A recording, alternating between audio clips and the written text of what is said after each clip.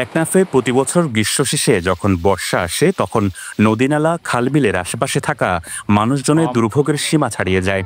ভারী বর্ষণের ফলে তাদের জলাবদ্ধতার শিকার হতে হয়, থাকতে হয় পানিবন্দী। এদিকে প্রতি বছরের মতো এবারও টেকনাফ সদর ও পৌরসভা মিলে প্রায় ২,০০০-এর অধিক মানুষ পানিবন্দী হয়ে পড়েছে। পরিবারগুলো এখনো পর্যন্ত চুলোয় আগুন জ্বালাতে পারেনি, এমনকি চলাচলের রাস্তাঘাটও অযোগ্য হয়ে পড়েছে।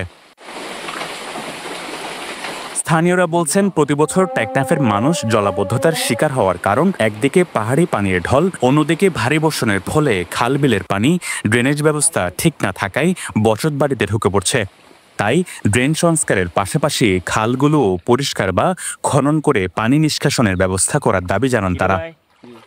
শুধু আজকে বলো না, প্রতি বছরে আমাদের এখানে জলবদ্ধ, আমরা অনেক কষ্টে আছি। প্রতি বছরে এখানে বৃষ্টি হলে জলবদ্ধ হয়ে যায়, কিন্তু এখানকার প্রতিনিধি যারা আছে আসে, প্রতিবারে আসে দেখা যায়, দেখার পর আর কোনো খোঁজ খবর নেয় না। বিলের পানি এবং পাহাড়ের পানিগুলা খালে পৌঁছাতে পারে না, কারণ খালে পৌঁছানোর জন্য আমাদের পর্যাপ্ত ব্রিজ নাই, এবং ব্রিজ থাকলেও সে ব্রিজগুলা নিচু এবং ছোট আকারের। এর কারণে এই পানিগুলা জমে যায়, জমে থাকার কারণে যে বসত বাড়িতে পানি ঢুকে যায়।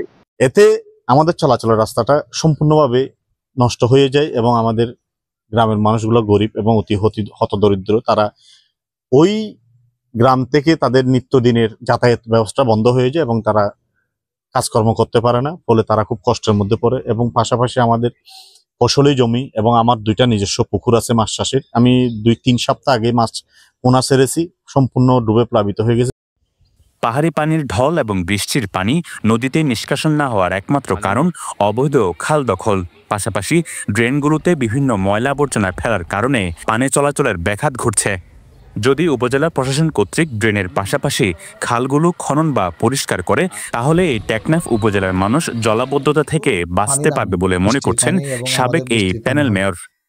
টেকনাফের প্রশাসন, বিশেষ করে এখন টেকনাফ পৌরসভার প্রশাসক যিনি আছেন, যদি চাই এখানে পানি জলবদ্ধতা হওয়ার কোনো সম্ভাবনা 1% নাই, যদি আমাদের সদিচ্ছা থাকে, যেখানে আমরা খালগুলা, নদীগুলা, ড্রেনগুলা যদি আমরা উচ্ছেদ করতে পারি, ড্রেনগুলা যদি আমরা, যেখানে অবৈধ বসবাস আছে, অবৈধ দখলদাররা আছে বিশেষ করে, তাদেরকে যদি আমরা উচ্ছেদ করতে পারি, তাহলে একদম কি হয়ে যাবে, এই আমাদের জলবদ্ধতা একদম নিরসন হয়ে যাবে।